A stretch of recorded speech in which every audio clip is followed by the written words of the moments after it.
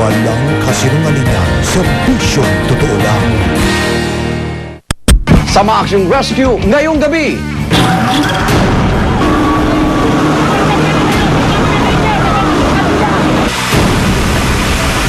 Lalaki halos matapis ang tenga matapos mapagtripan sa sinasakyang jeep.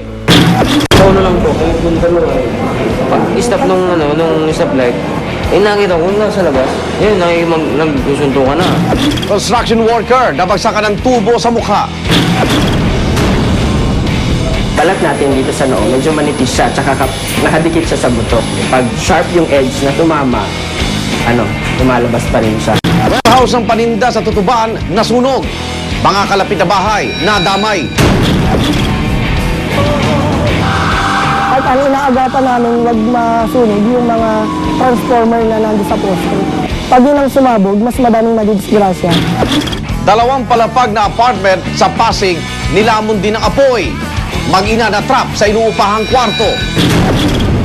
May dalawang mag-ina na trap. May isang mga 4 years old kay tata yung bata. Ayaw talaga mabuksan kasi as in sobrang higpit ng padlock nila. Ako naman, Arnold Gravio, oras na ng totoong drama at aksyon dito sa Rescue.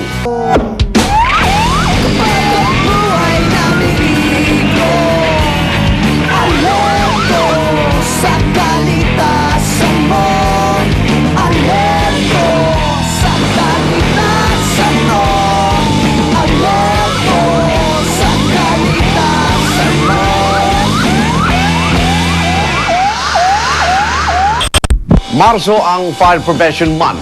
Pero ayon sa tala ng Bureau of Fire Protection, umaabot na sa 52 ang sunog sa Metro Manila sa pagpasok pa lang ng buwan ng Disyembre.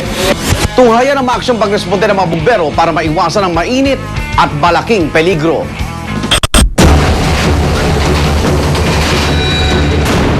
Itong sunog sa South Supper Highway Medical Center sa Parañaque ay umabot ito ng apat na alarma. More or less ang damages dito ay umabot ng 15 million.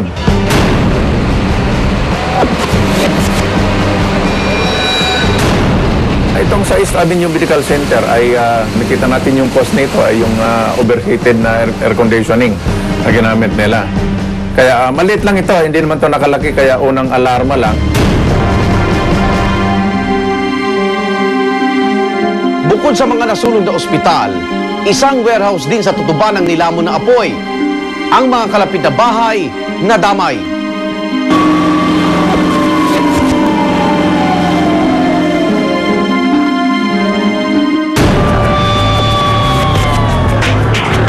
Na-receive namin yung tawag sa radyo, mga bandang alas 2 hanggang 2:30 ng hapon.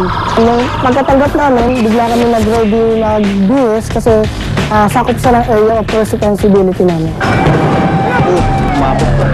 May narinig kaming malakas na pagsabog.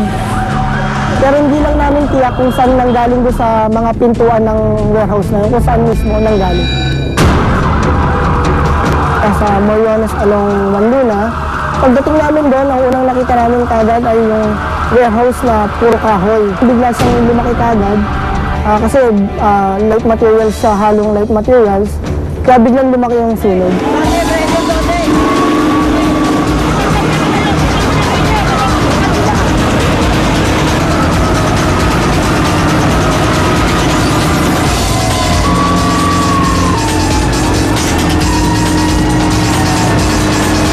Bali yung naabutan namin sa unang pinasok naming pintuan, is halo-halo siya. Meron mga plastic na upuan, merong mga iba-ibang mga paninda.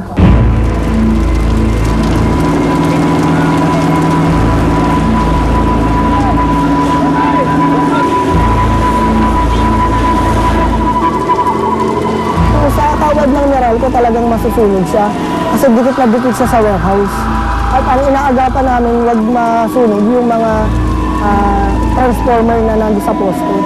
Kasi 3 transformer yun. Pag yun ang sumabog, mas madaming madidisgrasya na tao at pati mga bumbero.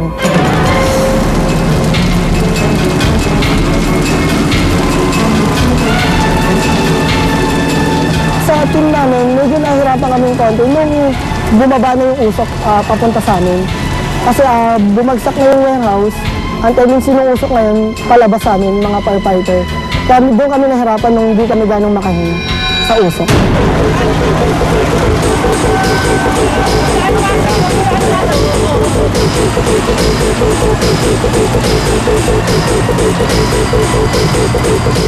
Doon sa pagmamadali, kasi yung mga katabing mga kabahayan, inaagapan namin siya. Pasalamat na lang kami merong firewall yung mga dalawang magkabilang gilid. Yung soft drinks na yung katabing warehouse, medyo nasunog yung parting taas niya. Kasi medyo katabing-katabi kasi siya nung mismong warehouse.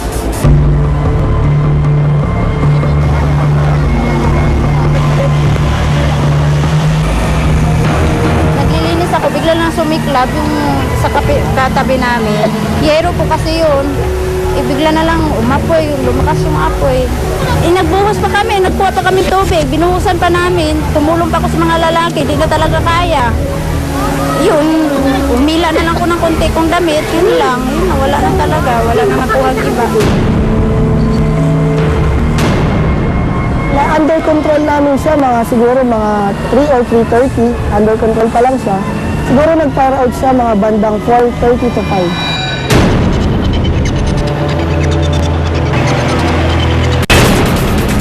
Ang sunog po natin is two-story commercial structure. Ito po yung bodega ng halo-halong mga kagamitan. Inabot po ito ng 1 million yung estimated damages natin. So, makikita ninyo may mga aircon, mga aircon to, mga bagong aircon to. May mga foam to include yung mga plastics na plastic wares. More or less 500 square meter.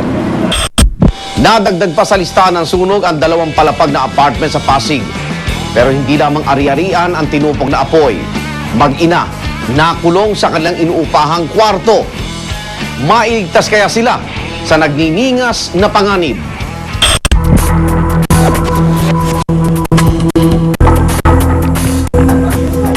Natutulog na kami nung time na yon. Then narinig namin sa radyo na may 1070 sa along Dr. Sixto Avenue. So nagmadali kami noon na rumisponde agad kasi yung sunog na yun ay pinakamalapit na sa headquarter namin. Kaya rumisponde kami kaagad-agad. May dalawang mag-ina na na-trap. May isang mga 4 years old, 5 ata yung bata. Ayaw talaga mabuksan kasi as in sobrang higpit